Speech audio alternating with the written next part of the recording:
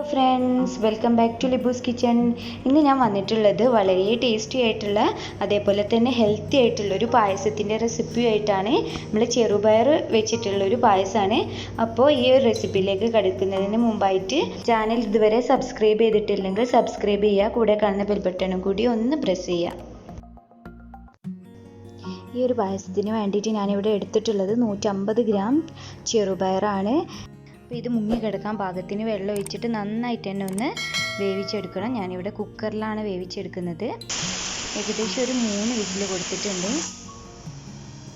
ഇനി നമുക്കിതിൻ്റെ പ്രഷർ പോകുന്ന സമയം കൊണ്ട് ഇതിലേക്കുള്ള ശർക്കര ഒന്ന് റെഡിയാക്കി എടുക്കാം. അതിന് വേണ്ടിയിട്ട് ഇവിടെ ഞാൻ 2.5 ആണ് ശർക്കരയാണ് എടുത്തിട്ടുള്ളത്. അത് കുറച്ച് വെള്ളം പറഞ്ഞിട്ട് നമുക്ക് നന്നായിട്ട് തന്നെ ഒന്ന് മെൽറ്റ് ചെയ്തെടുക്കാം. ലോ ഫ്ലെയിമിലിട്ടിട്ട് വേണം നമുക്ക് ഇത് മെൽറ്റ് ചെയ്തെടുക്കാൻ വേണ്ടിയിട്ട്. അതേപോലെ തന്നെ ശർക്കര ഒന്ന് പൊടിച്ചിട്ട് കൊടുക്കുകയാണെങ്കിൽ പെട്ടെന്ന് തന്നെ മെൽറ്റായിട്ട് വരും. അപ്പോൾ നമ്മൾ ശർക്കര നന്നായിട്ട് തന്നെ മെൽറ്റായി വന്നിട്ടുണ്ട്. ഇനി നമുക്ക് നമ്മൾ കുക്കറിൻ്റെ എയറൊക്കെ പോയതിനു ശേഷം ഒന്ന് തുറന്ന് നോക്കാം. അപ്പോൾ നമ്മൾ ചെറുപയർ ഇത് നന്നായിട്ട് തന്നെ വെന്ത് വന്നിട്ടുണ്ട്. ഇനി നമുക്കിതിലേക്ക് ചേർത്ത് കൊടുക്കേണ്ടത് പാലാണ്. അപ്പോൾ ഞാനിതിന് വേണ്ടിയിട്ട് 400 ml പാലാണ് എടുത്തിട്ടുള്ളത്. മുഴുവനും ഈ സമയത്ത് ഒഴിച്ചു കൊടുക്കുന്നില്ല. ഇനി ഈ ചെറുപയറിനെ ഒന്ന് ചെറുതായിട്ട് ഒന്ന് ഉടച്ചു കൊടുക്കുക. അതിനുശേഷം ഇതിലേക്ക് ഒരു 1/4 ടീസ്പൂൺ അളവിൽ ഉപ്പ് ചേർത്ത് കൊടുക്കാം. നമ്മൾ മധുരം ഒന്ന് ബാലൻസ് ചെയ്യാൻ വേണ്ടിയിട്ടാണ്.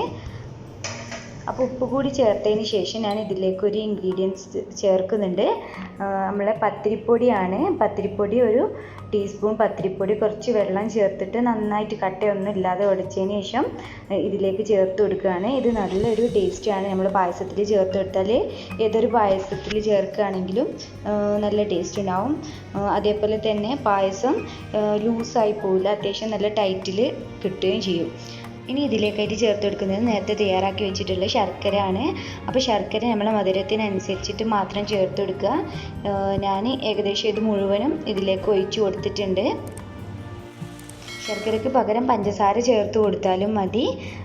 പായസത്തിന് നല്ല ടേസ്റ്റ് തന്നെ ഉണ്ടാവും. ഇനി ഞാൻ ഇതിലേക്ക് നേരത്തെ ബാക്കി വന്നിട്ടുള്ള പാൽ കൂടി ഒഴിച്ചു കൊടുത്തിട്ടുണ്ട്. അതിനുശേഷം നന്നായിട്ട് തന്നെ ഒന്ന് തിളപ്പിച്ചെടുക്കുക. അപ്പോൾ നമ്മൾ പായസം റെഡി ആയിട്ടുണ്ട്. ഇനി ഇതിലേക്കുള്ള വറവ് തയ്യാറാക്കാം. അതിന് വേണ്ടിയിട്ട് ഞാനിവിടെ എടുത്തിട്ടുള്ളത് കാഷ്യൂ എടുത്തിട്ടുണ്ട്. അതേപോലെ തന്നെ റൈസിൻസ്, 2 ഏലക്ക, 1 ടീസ്പൂൺ അളവിൽ ചെറിയ ജീരകം, പിന്നെ തേങ്ങാക്കൊത്ത്. വറവിന് വേണ്ടിയിട്ട് ഞാനിവിടെ ഒരു പാത്രം വെച്ചിട്ടുണ്ട്. അത് ചൂടായി വരുന്ന സമയത്ത് നമുക്കിതിലേക്ക് ഒരു 2 ടേബിൾ സ്പൂൺ അളവിൽ നെയ്യ് ഒഴിച്ച് കൊടുക്കാം. അപ്പോൾ ഇത് നെയ്യൊക്കെ നന്നായിട്ട് ചൂടായി വന്നിട്ടുണ്ട്. അതിന് ശേഷം നമുക്കിതിലേക്ക് തേങ്ങാക്കൊത്തൊന്ന് ഇട്ടിട്ട് ഇതൊന്ന് വറുത്തെടുക്കാം.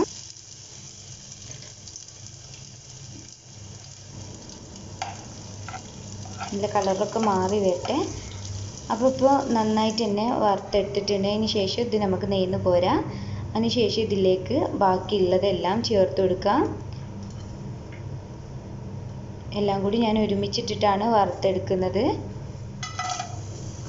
അപ്പോൾ ഇത് നന്നായിട്ട് കളറൊക്കെ മാറി മൂത്ത് വന്നിട്ടുണ്ട്.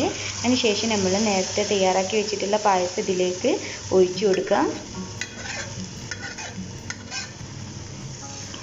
അതിനുശേഷം നമ്മൾ നേരത്തെ റെഡിയാക്കി വെച്ചിട്ടുള്ള തേങ്ങാക്കൊത്ത് കൂടി ചേർത്ത് കൊടുത്താൽ നമ്മൾ അടിപൊളിയായിട്ടുള്ള ഹെൽത്തി ആയിട്ടുള്ള പായസം റെഡി ആയിട്ടുണ്ട്.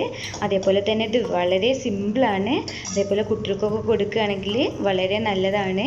അപ്പോൾ ഈ ഒരു പായസം എല്ലാവർക്കും ഇഷ്ടമായെന്ന് പ്രതീക്ഷിക്കുന്നു. ഇഷ്ടമായെങ്കിൽ ഷെയർ ചെയ്യുക, ലൈക്ക് ചെയ്യുക, കമൻറ്റ് ചെയ്യുക. ഇനിയും പുതിയ പുതിയ വീഡിയോസിനായിട്ട് എൻ്റെ ചാനൽ ഇതുവരെ സബ്സ്ക്രൈബ് ചെയ്തിട്ടില്ലെങ്കിൽ സബ്സ്ക്രൈബ് ചെയ്യുക.